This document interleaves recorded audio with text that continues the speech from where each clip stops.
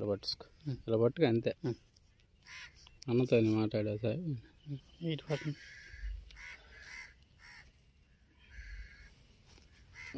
అలాగ ఉంది కదా, అలా పట్టుగా ఇద్దరం కనిపిస్తున్నా, ఇద్దరు కనిపిస్తున్నాయి కదా సూపర్గా. మన అన్న మనం పర్యావరణ పరిరక్షణ గురించి వచ్చామన్నా మనం. అయితే ఈ చెట్లు నాటడం వల్ల ఉపయోగం ఏంటనేది మన ఇప్పుడు పిల్లలకి మనకి తెలియట్లేదు. దీని యొక్క అభివృద్ధి చేయడం వల్ల ఏంటి. అయితే మీరు ఎప్పుడు పుట్టారన్నా? ఏ ఇయర్ అంటే 1971.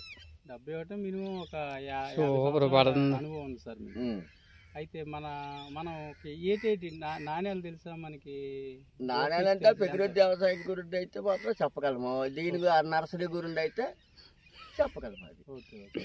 చెట్ల యొక్క అభివృద్ధి చేసి ఇది చేసి దాన్ని వ్యవస్థను పెరిగించి వాడు పలకాలి. చెట్ల వల్ల ఉపయోగం చాలా వరకు ఉంటుంది.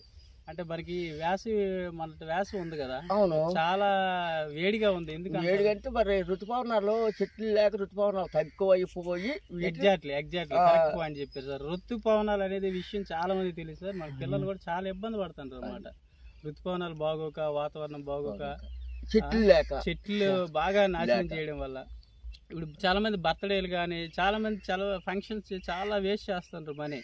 అదే 400 మొక్కలు నాటుకుంటే మంచిదనే ఒక ఉద్దేశంతో ఈ వీడియో అవును సార్.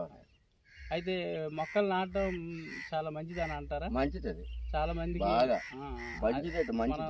ఈవేళ చాలా మొక్కలు నాటాం కదా సార్ మన చేతులతో కూడా చాలా అభివృద్ధి చేయడం. అయితే మీకు ఏంటి తెలుసు సార్? రూపీస్ తెలుసా, 5 రూపీస్ తెలుసా? ఎక్కడి నుండి మీకు తెలుసు సార్? ఏ అనుభవం? ఏ అంటే ఇప్పుడు అది ఆ మొక్క మనం పుట్టించి కవర్ కట్టుకోవాలి, పెంపకం పెట్టుకొని నర్సరీ మోడల్గా దించాలి. కానీ ఈ మొక్కను మాత్రం ఎట్టి అభివృద్ధి పెట్టాలి. సరే, మరి మొక్క గురించి సరే చూద్దాం సార్. యాక్చువల్గా మనకి ఏంటంటే మీ యొక్క అనుభవం పిల్లలకి తెలియాలి సార్. అంటే మీరు ఏ తరం నుండి వచ్చారు? పిల్లలకి కూడా మనం చెప్పాలి. పొజిషన్ ఈ మొక్క పెంచితే బాగుంటుంది, ఈ కాయ పండితే బాగుంటుంది, పండు. చాలా మంది యూరియా, ఫాస్ఫేట్ అన్ని యూజ్ చేస్తారు. మాత్రం అవేటి మందుల విషయమే వద్దు. మనిషి జీవితం 150 సంవత్సరాలు సార్. యాక్చువల్గా మన జీవితం ఇప్పుడు అంత 65 లోపల కొట్టేస్తుంది. అది సార్. సార్ అన్న రేట్లో చెప్తాను అంటే 60 అయ్యేసరికి మనకి జబ్బులన్నీ వచ్చేస్తాయి. నేను 60 వేసరికి కానీ జబ్బులు వచ్చేది, రోగాలు వచ్చేది. మనం తినే ఫుడ్ ఏటీ లేదు. అది సో ఆ రకంగా చెయ్యాలి అంటే వాతావరణం బాగుండాలి, పరిస్థితులు బాగుండాలంటే ఫస్ట్ మనం మొక్కలు నాటితే రాగుల టైప్గా వ్యవస్థలు మారుతాయి సార్. మీరు అప్పుడు రాగులు తినేవారా ఏంటి? మీకు రాగులు బాగా తెలిసిన ఫుడ్ రాగులు, అంబలే, ఓకే, ఇవి తినాలి.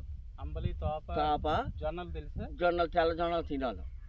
అంతేగాని ఇప్పుడు తిన్నాము కోట బియ్యాలు, ఈ బియ్యాలు, సన్న బియ్యాలు, సాంబసూర్లు ఇవి తిన్నాం, రోగాలు వచ్చి చచ్చిపోతాయి. షుగర్లు, హార్ట్ ఇది గుండె జబ్బులు రావడం, హార్ట్ అటాక్ అనేది 35కి వచ్చేస్తుంది అనమాట ఈ రకమైన ఫుడ్ వల్ల. అంతే కదా. మన పూర్వం మీకు అప్పుడు ఇంత లైటింగ్ అప్పుడు ఎలాగుండేదంటే మామూలుగా గట్టం వేసుకొని ఒరుగు పండించుకొని, సోలు పండించుకుంటాం, జొన్నలు పండించుకుంటాం, తినాలి. ఇప్పుడు ఎక్కడ గట్టం లేదు, ఎక్కడ జొన్న లేదు, అక్కడ సోడి లేదు. అంతా హైబ్రిడ్ మందులతో తయారైనది. ఎరువులు మాత్రం మంచిదని చెప్పి అన్న గారు మనం చెప్తున్నారు అనమాట. ఎరువులు ఖచ్చితంగా మనం వాడాలి. ఈ యూరియా, ఫాస్ఫేట్ అన్నీ కూడా పక్కన పెట్టినట్టయితే మంచి మొక్క నాటాలి. మంచి ప్రకృతి ఋతుపవనాలు చాలా మంచి ఇంపార్టెంట్ పాయింట్ చెప్పారు. చాలా ఋతుపవనాలు ఒక మంచిగా ఉండాలి అనుకుంటే మాత్రం గెత్తం అది మంచిగా నాటుకోవాలి. అదనమాట ఈ రకమైన పరిస్థితి. అంతేగా సార్. మనం ఇప్పుడు మీ తరంలో రోడ్లు కానీ, మన పెంకిటిల్లు తెలుసా, పురిలో తెలుసు సార్? మిద్దిలే తెలుసు. అవి ఇప్పుడు ఉన్న మేడిళ్ళకి అవి మేడిళ్ళు అసలు ఇల్లువే లేదు. ఏం ఇల్లు అల్లాడు 6 నాతలు పెట్టాడు, 9 నాతలు పెట్టాడు. ఇల్లు చూపే కానీ దానిలో రోగాలే మనకి ఖాయం. పెయింట్ల వల్ల వీటి వల్ల మన జబ్బులే ఖాయం. ఓకే, మంచిది సార్. మంచి ఉపయోగమైన చెప్పారు. Thank you very much. ఇదే గిరిపద్ది.